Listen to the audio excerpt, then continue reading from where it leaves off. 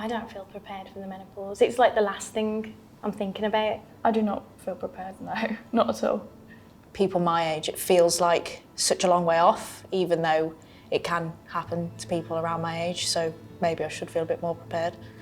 So I think the age that you'd start the menopause would probably be about 50. I think you're probably late 40s, early 50s. The figure is around 60. I think you probably about 40 when you start the menopause. I know from the internet anything I know about it, and that's not a lot. I've heard it on social media once or twice, but other than that, I've never been taught of it. I don't think it was even mentioned as a topic.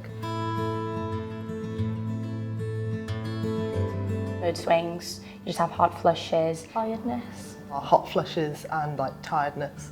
I have spoken openly about the menopause with my mum, because obviously she went through it quite a while ago. I think we're comfortable enough to talk about it, but it's still sort of got this awkwardness about it. No, never discussed menopause at home or with friends. What I started to notice was just not feeling right. My age when I first started getting symptoms was probably mid-40s. They call it the perimenopause, I think.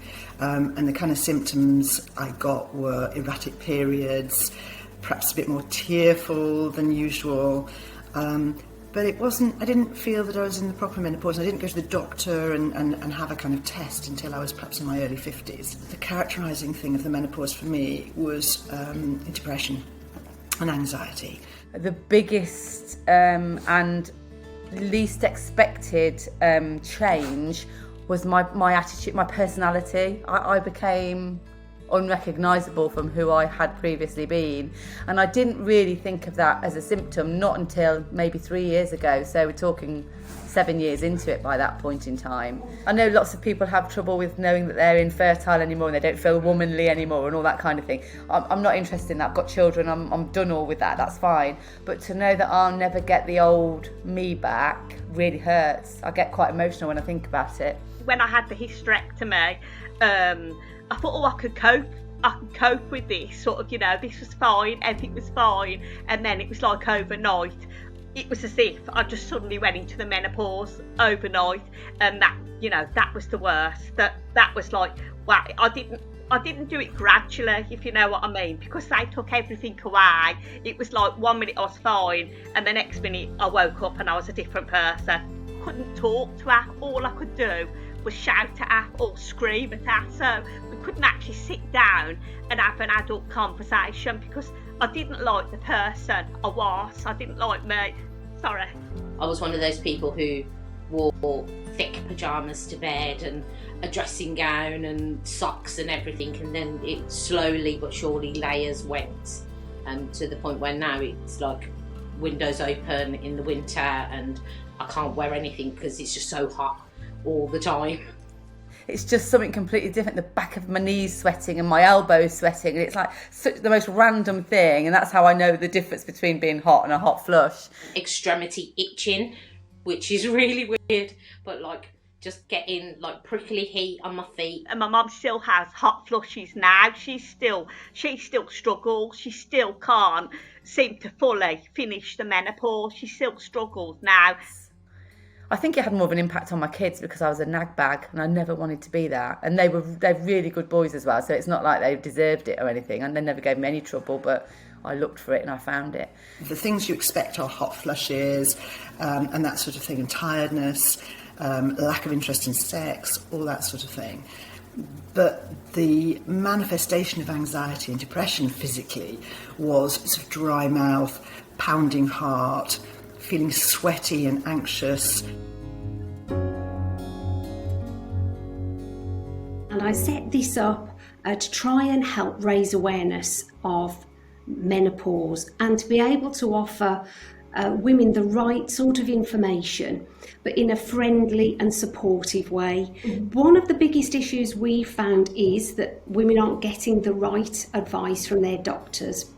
There's a huge training programme going on with the GPs and the medical profession so that they are really up to date with what they need to do in terms of helping their patients through menopause. And it will change and it will get better. I was 14 when diagnosed as postmenopausal, so I was going through it at 13 basically. I hashtagged menopause and that opened a whole new world to me. I didn't even realise that the menopause world existed on social media, so it was crazy. I'm a health promotion coach and menopause coach, and I mainly give talks on raising awareness. The first thing to do is talk about it. Don't hide this away. There's a huge amount of support and resources out there now. Having a support network of people who actually are going through the same thing is so important. On the wider picture, that menopause becomes an unremarkable conversation rather than just, something that nobody talks about, or that you might talk to your girlfriend about or mother, but nobody really does anything. Not every lady can afford to go private, and you need to be able to get the right help and treatment from your local GP, and that's where the Make Menopause Matter campaign will make a big difference. We could be spending at least 40 years of our life post-menopause. So what we do now is absolutely vital to be healthy and well for the rest of our life. When I go and speak to companies, I think I do highlight that actually 1 in 4 women is considering leaving work during a menopausal stage. Knowledge is key. So looking at the Women's Health Concern website, for example, that's the patient arm of the British Menopause Society, is a starting place.